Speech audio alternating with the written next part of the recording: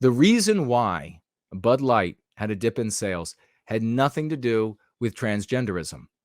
The reason why is because the vast majority of Bud Light drinkers are males of all races.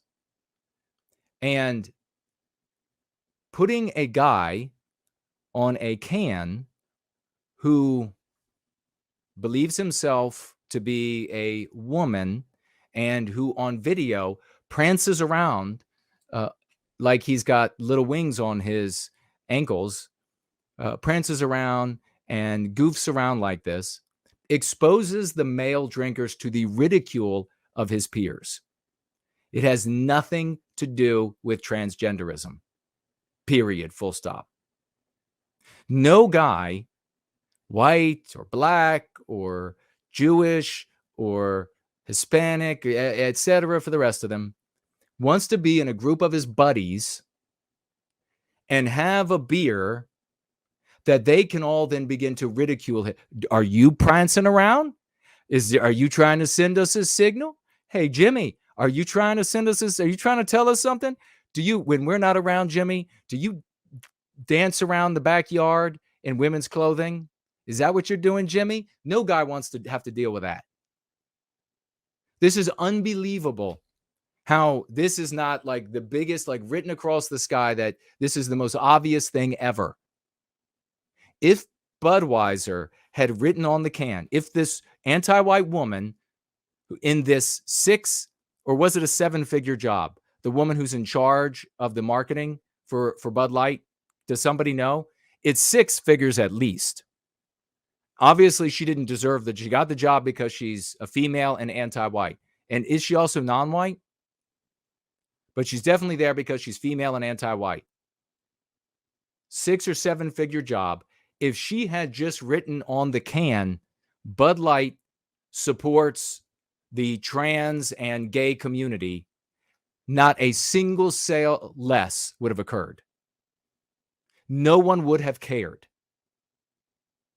at all, because the same people buying Bud Light are the same people buying the other products out there that put the homosexual flag on everything. They're the same people who take their children to the Disney World under the big homosexual flags and under the celebrating of the transgenderism and everything. Same guys, same gals. If they had put that on the beer, there wouldn't have been one sale less.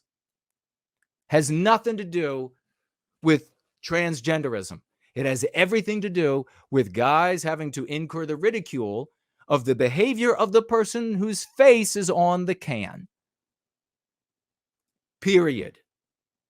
And now that I've said it, it's now going to seem, whoa, that is totally obvious that that's exactly what took place. Why are people still not buying? Could you imagine they're like at Fenway? Here is the stand at Fenway, the Bud Light stand. You know, and the guy's like tweeting or texting or whatever. He's like, God, this is boring. While he's standing there, it's full of Bud Light. Why is that? Do you think when somebody buys Bud Light from that stand, I want you to follow me on this. You think when somebody buys, everybody's standing in these long lines at these other beer distributors. Do you think when somebody buys the beer and then goes in to Fenway Park with the Bud Light, that the whole park is going to look at him with the opprobrium of witnessing someone who supports an ideology that these same folks will tolerate or even endorse at Disney World, or when they buy Coke or Pepsi, or when they buy Oreos, or when they buy Cheerios? Do you really think they're going to be furious with that person because it's an ideological statement? Now you're beginning to see how your eyes go open when you listen to the great No White Guilt. Now, he would be ridiculed for being like a, they would throw all kinds of slurs at him for being silly or if I'm trying to think of things, because the ear is at the door. The ear is at the door. So I'm trying to think of things. You know what I'm saying? That's what would happen. So now knowing And by the way, everybody's welcome. Please, you're welcome. Spread this everywhere. The truth. Now that you know that conservatives and Republicans didn't have a victory over wokeness, they did not have a victory over wokeness. Now that you know that conservatism and Republican ideology, patriotism, these groups are not coherent ideologies, but rather radical, self-serving, individualistic consumers who are making decisions based on what best serves them individualistically, irrespective of a greater ideology. Now that you know that, how can Bud Light defeat this? Like that. Anybody know? Any guesses? Well, for one, Bud Light need only have a promotion that halves the price. You drop the price of Bud Light to half, and radical individualistic, self-serving consumers will say, whoa, this beer is practically being given away. That's my defense. Of course I'll drink. I don't care. It's half price. Fine, you want to call me Tinkerbell? It's half price. You're paying double what I'm paying. That's how Bud Light beats this like this. Why? Because you have a group of individualistic, self-serving consumers on this side. And all you need to do is use the incentives and disincentives of radical individuals. How much money? And they have a lot less to pay with these days as inflation goes up. You just cut the price in half. And they would begin buying it in droves. 100%. And then I thought to myself, you know what else they could do? They could also make an appeal to the dominant ideology of our day, which is anti-whiteism, right? So I thought any number of campaigns that they could use to appeal to the dominant ideology of the day. And then I actually wrote down, sort of just as a joke, okay, so you don't want to have Dylan Mulvaney, you don't want to have her face on the can, not Dylan Mulvaney's face, not her face on the can. So put Rosa Parks' face on the can. The next time you have that bridge come up in Selma, Alabama, or the next time any of these things shows up, Rosa Parks. Now, of course, I just use that colloquially shorthand as put something on the can to make an appeal. That's not what I would do, but that is a way that would easily overcome the dip in sales. I would go the financial route. I would just drop the price. Budweiser could eat any loss. First of all, would there be losses if you halved the price? Probably not. There probably wouldn't be any loss whatsoever. It's jacked up that much. It's astonishing when you see how much things actually cost companies and then what they will sell it to you for. Same thing with beers, everything else. They could have that price and it would sell out. Instead of seeing, you would have videos from 7-Elevens that you would have all the other beer there, but no Bud Light. That's how quickly it would change the minds of folks. But you could also go the ideological route. I write to myself, Rosa Parks, and then a couple hours later, I discover that Budweiser had just created a brand new ad. They called it this countrified ad, right? Oh, I got to go back to the other one to show it. Hold on, let me do that. I want to show you the countrified ad. And then you'll see once again how clearly the Go Free lens works and therefore can work for you. What did I say? Let me see if I can. I'm going to mute it. Okay, it's muted. They have country music playing in the background, countrified. Just so this is the country. This is the body of the country, right?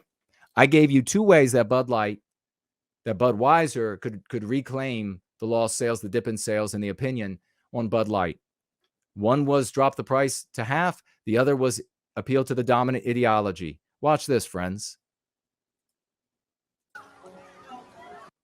So there she is. There's the girl running over. And look. Oh, wait. Who is this now? 3 white girls with a non-white guy, a black guy. Can you see clearly with the lenses of Go Free?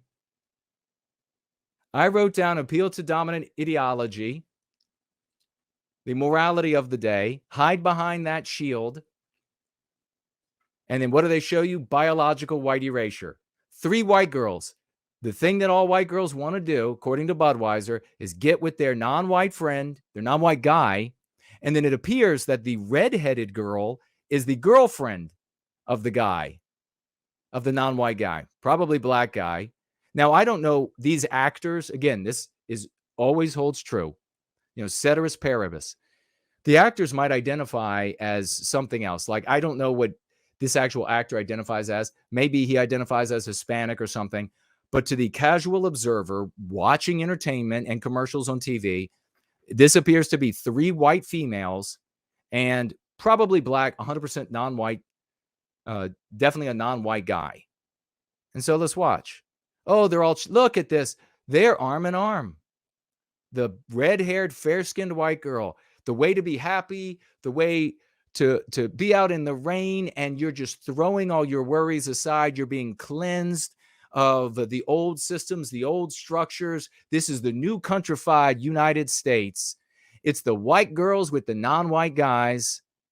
And then, and the music's playing in the background. Look at them all. They got their butt. And the radio. And then they walk. Look at them all. They got their arms up in the air. This is heaven. This is heaven. These two are now the promotion of biological white erasure. This is exactly what I said. 1 or 2 options that Budweiser could do to reclaim the brand of Bud Light.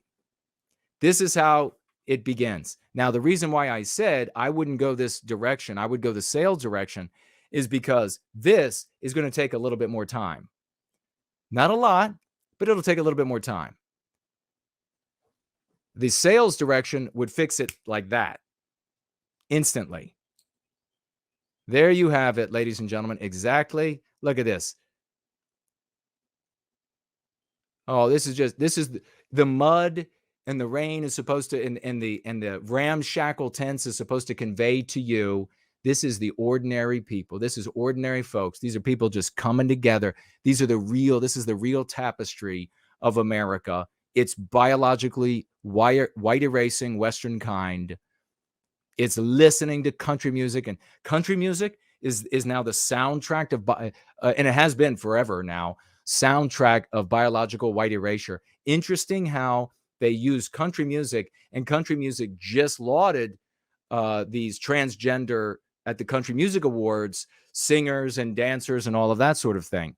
So country music gone down the toilet. Absolutely down the toilet. But they did exactly one of the 2 options that I said would be done or needed to be done to reclaim the brand. I'll see what y'all have to say. We'll take a very short break. And actually, we'll do that. We'll take a very short break, and we're going to listen to a little bit of music. I'm not going anywhere, so you don't go anywhere. And